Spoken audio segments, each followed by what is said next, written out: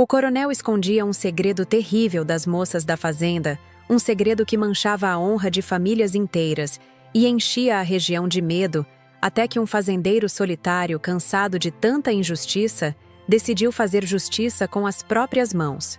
O nome dele era Bento, um homem de 40 e poucos anos, cuja vida tinha sido moldada pelo trabalho duro na terra e por uma solidão que pesava mais que saca de café. Bento não era de muitas palavras. Seus olhos, fundos e marcados pelo sol, diziam mais que sua boca. Ele vivia numa pequena fazenda, herdada do pai, um pedaço de chão que mal dava para o sustento, mas que ele amava com a devoção de um filho. A fazenda ficava nos limites das vastas terras do Coronel Firmino, um homem cujo poder era tão grande quanto sua crueldade. Coronel Firmino era uma lenda na região, mas não do tipo que se conta com orgulho. Era um homem baixo, robusto, com um bigode fino que parecia sempre zombar de quem o olhava. Seu poder não vinha apenas da riqueza, mas do medo que ele plantava no coração de cada morador. Dono de quase tudo, desde o armazém até a vontade do prefeito, ele agia como se o mundo lhe pertencesse. E para ele, as pessoas não passavam de peças em seu tabuleiro particular.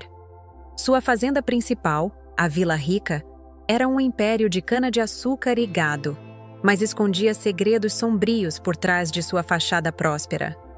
O mais sujo desses segredos envolvia as moças mais jovens e pobres da região, filhas de seus empregados e de pequenos sitiantes. Bento, em sua lida diária, ouvia os sussurros. Rumores que corriam como vento por entre as cercas de arame farpado.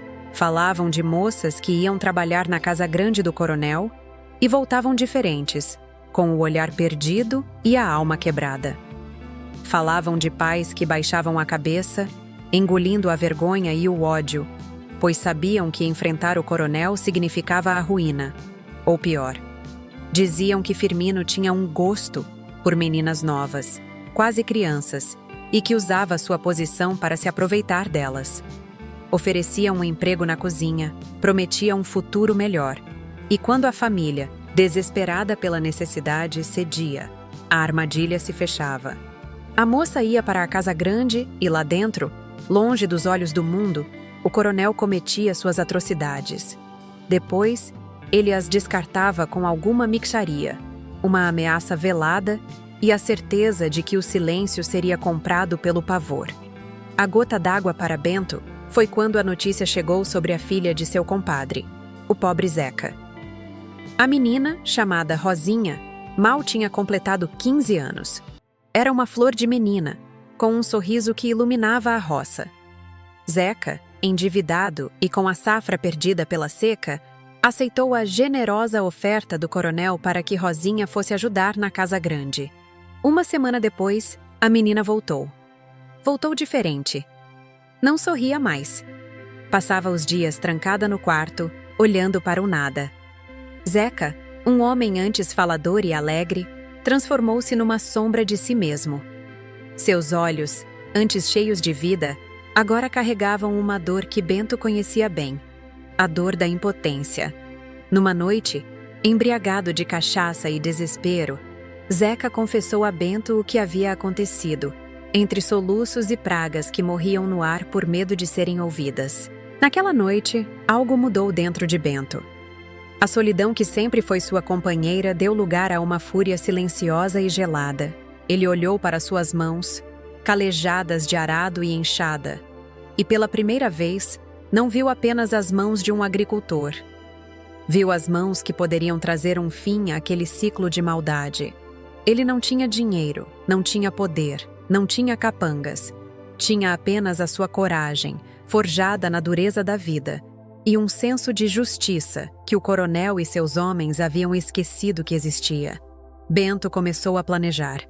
Sabia que um confronto direto seria suicídio.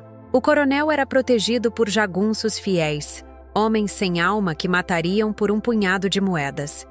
A justiça teria que vir de outra forma, sorrateira como uma cobra no capim alto. Bento passou semanas observando a rotina da fazenda Vila Rica. Aprendeu os horários dos capangas, os caminhos que o coronel fazia, suas idas e vindas. Descobriu que Firmino tinha um hábito. Toda sexta-feira à noite, ele ia para uma pequena cabana nos fundos de sua propriedade, um lugar isolado perto do rio, onde diziam ele levava suas vítimas. Era seu covil particular. Ninguém ousava se aproximar. Era ali que o monstro se sentia seguro para ser quem realmente era. Bento sabia que aquela seria sua única chance. Ele não queria apenas matar o coronel. Isso seria fácil demais. Ele queria que a verdade viesse à tona, que a máscara de homem respeitável de Firmino caísse e que todos vissem o monstro que ele era. Seu plano era arriscado e dependia de um fator: a ganância de um dos capangas do coronel, um homem chamado Tião, conhecido por ser mais leal ao dinheiro do que a qualquer patrão. Bento vendeu suas 2 melhores vacas, o único bem de valor que possuía, e juntou uma quantia que, para um homem como Tião, era uma pequena fortuna. Numa noite escura, sem lua, Bento se encontrou com o capanga na beira de uma estrada. O acordo foi simples. Bento deu o dinheiro a Tião e pediu apenas uma coisa: que na próxima sexta-feira ele facilitasse sua entrada na cabana e, o mais importante, que esquecesse de trancar a porta dos fundos quando saísse. Tião, com os olhos brilhando para as notas de dinheiro, concordou sem fazer muitas perguntas. Para ele, era apenas mais um serviço. A sexta-feira chegou, pesada e úmida. O ar estava carregado, como se a própria natureza pressentisse a tempestade que se formava. Bento esperou o anoitecer. Vestiu suas roupas mais escuras, pegou o facão afiado que usava para cortar cana e uma corda grossa. Seu coração batia forte, não de medo, mas de uma determinação fria. Ele se esgueirou pelas sombras, atravessando a mata que separava sua terra da do coronel. Chegou perto da cabana e ouviu vozes. A voz grossa e arrogante do coronel e o choro baixo e amedrontado de uma moça. Era a filha de outro lavrador, a pequena Lúcia. O ódio subiu pela garganta de Bento como um veneno. Ele esperou. Viu os 2 capangas, incluindo Tião, saírem da cabana e se afastarem, indo beber cachaça no posto mais próximo, como de costume.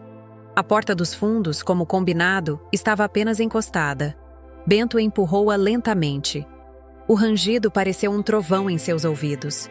Lá dentro, à luz de um lampião, a cena era ainda pior do que ele imaginava. O coronel, com a camisa desabotoada, tentava forçar a menina, que se debatia em prantos. Naquele instante, Bento deixou de ser um fazendeiro. Ele se tornou um juiz, um júri e um carrasco.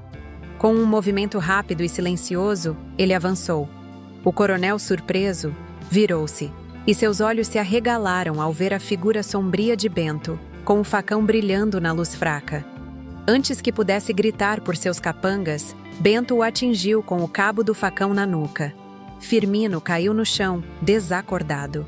Bento rapidamente pegou a menina, que tremia sem parar, cobriu-a com um xale e a levou para fora, sussurrando para que ela corresse para casa sem olhar para trás.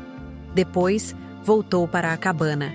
Amarrou o coronel numa cadeira, com a corda apertada, garantindo que ele não pudesse se mover. Quando o coronel Firmino acordou, seus olhos frios encontraram os de Bento, que agora ardiam com um fogo que ele nunca tinha visto em ninguém. Bento não disse uma palavra. Apenas pegou o chicote que o próprio coronel usava para punir seus empregados e que estava pendurado na parede. O silêncio foi quebrado apenas pelos gritos de dor e humilhação do coronel, que pela primeira vez na vida sentia na própria pele o desespero que causou a todas. Bento não o matou. A morte seria uma fuga. Ele queria que o coronel vivesse, mas que vivesse quebrado, humilhado, despojado de seu poder. Depois de garantir que a lição tinha sido dada, Bento o deixou ali, amarrado, sabendo que os capangas só o encontrariam na manhã seguinte. Na manhã de sábado, a notícia se espalhou como fogo em palha seca. O coronel Firmino foi encontrado, amarrado e surrado. Sua arrogância havia se esvaído, substituída por um medo trêmulo em seus olhos. Ninguém sabia oficialmente quem tinha feito aquilo. Mas quando olhavam para Bento, que trabalhava em sua roça com a mesma calma de sempre, um sorriso discreto surgia nos cantos dos lábios das pessoas.